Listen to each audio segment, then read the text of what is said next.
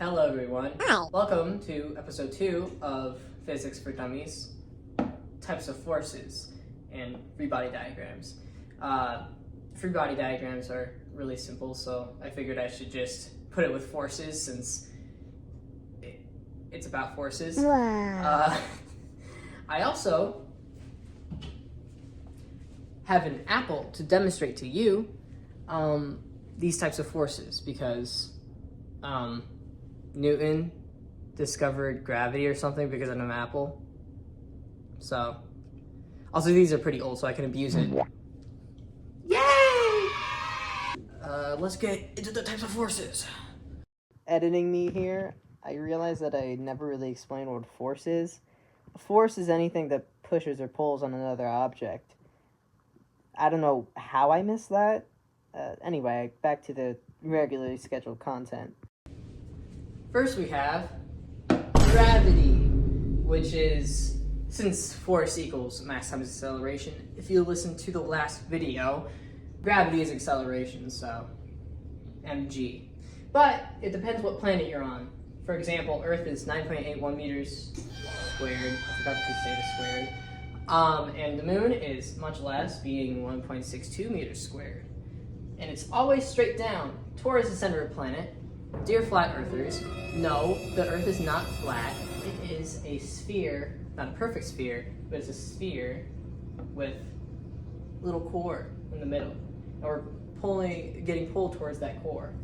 Oh yeah, it also keeps you down to earth. So, be humble. So for the apple, literally, ooh. The apple's a bit dented. Let me do it again.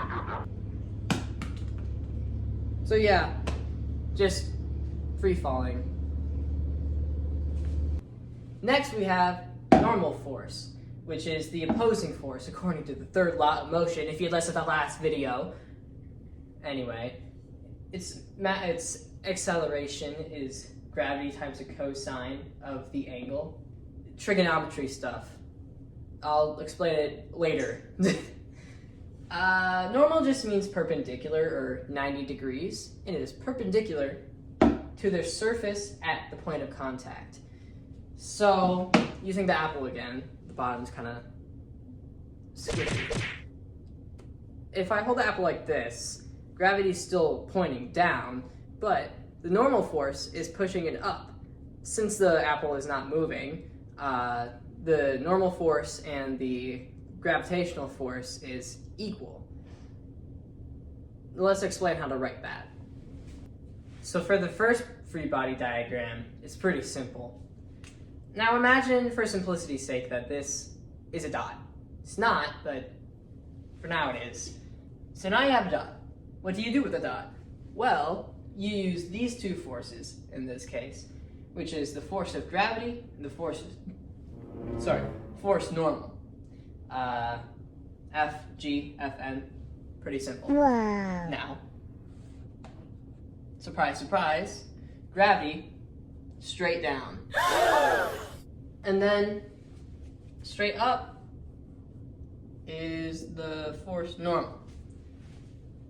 They don't look equal, but they are. I just drew it really weird. To show that they're equal, you use these two little lines, which means that they're congruent, equal. So, a non-moving apple held in my hand has this as the free body diagram. The force normal being my hand acting on the apple, which is Newton's third law. The next force is tension, which doesn't really have one acceleration, so just T in this case, or F of T. It's just ropes. Strings, ropes, wires. If you pull on it, that's tension, baby. Yeah! Pretty simple. And it's a pulling force, because you can't really push with a rope. That would be a pretty strong rope. Let's do the second free body diagram. Ignoring the obvious piece of duct tape I got going on here, because I couldn't fit it onto the apple. What's going on here? Basically, same as me holding up the apple with my hand, but instead of the hand, it's the rope. Force tension. So we still have, guess what, gravity going straight down and force tension going up. Now assuming this apple isn't moving, they would be equal again. Next force we have is elastic, which is also tension. It's a type of tension, but it has to do with elasticity, with springs and such, but honestly it can be any object. Slinky! Yeah, the apple's still there, it's just attached to a spring with duct tape, of course. This is the only spring I could find because I don't want to pay a fortune for springs. Also, toy. Anyway, same deal here, just ignore that it's moving. Imagine if it stayed still for a second. The forces would still be equal, and it would be the same as force normal or force tension. It is force tension, but special. Aww. We could put this as force elastic to be more specific. Equal, of course. If you were wondering about that, this will be a future lesson eventually when I get around to it, like Hooke's law and stuff like that. Another law of motion in a way. But yeah, that's it for elastic. On to the next one. The next one we have is applied force, which is just mass times acceleration. I kind of got lazy with that. It's an object acting on another object, which is push or pull.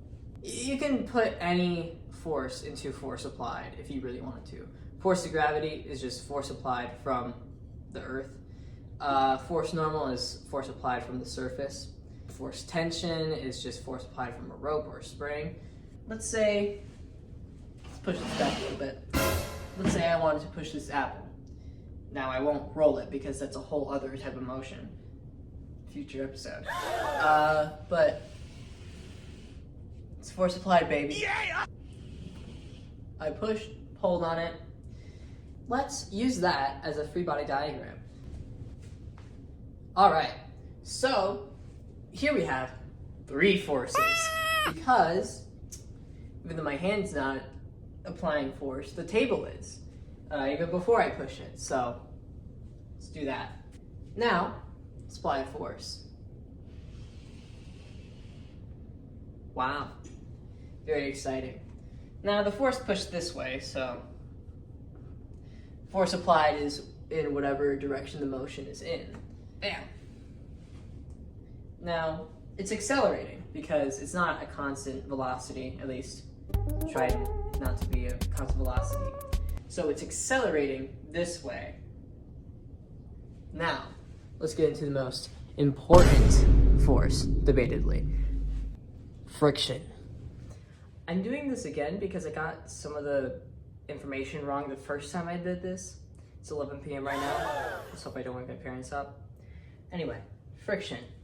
Friction is the multiplication of the coefficient of friction and force normal. So, mu, hold your laughter, and then force normal, mg, cosine, angle.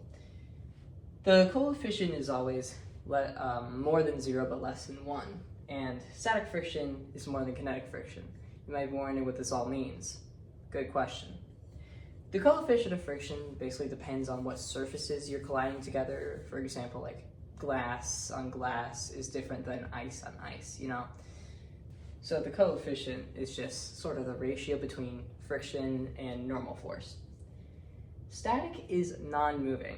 That means before you move it, there's an opposing force. But when you actually move it, it's kinetic friction. Kinetic friction will always be less than static friction, or equal to, because it is harder to start moving an object than to continue moving an object due to the objects sticking together, meaning the little bumps in their surface just like collide, but once you actually move them, they don't really have time to like collide, or as much time. So, let's do some free body diagrams. Since I don't have the apple with me anymore, I commemorated him with a little drawing. That's not important. Anyway, so when you start moving the apple, hypothetically, you have to work against static friction. Right before motion, the applied force is equal to the frictional force. And when it is actually in motion, the applied force will be more than the force of friction, kinetic. And if you stop, if you stop the applied force, there will still be kinetic friction until the object stops moving again, and it will just be force on force gravity again. So what can we learn from this video? Well, forces are everywhere. Everywhere. Push and pull galore. You are affected by gravity. You are affected by force normal because you were standing on the ground, hopefully. And you apply forces every day. I mean, I could push this table. I don't want to, but I could push the table. And I could move this sticker bound. That's a force. And forces are equal when they're in equilibrium. Balanced. That's what equilibrium means. So no acceleration. There is acceleration, unbalanced forces, which means net equations, which means another episode. And eat apples, don't abuse them. No, I'm not eating this because it's been on the ground twice and has duct tape residue on it. So, yeah, it's also kind of broken. Have a good day, everyone. Bye-bye.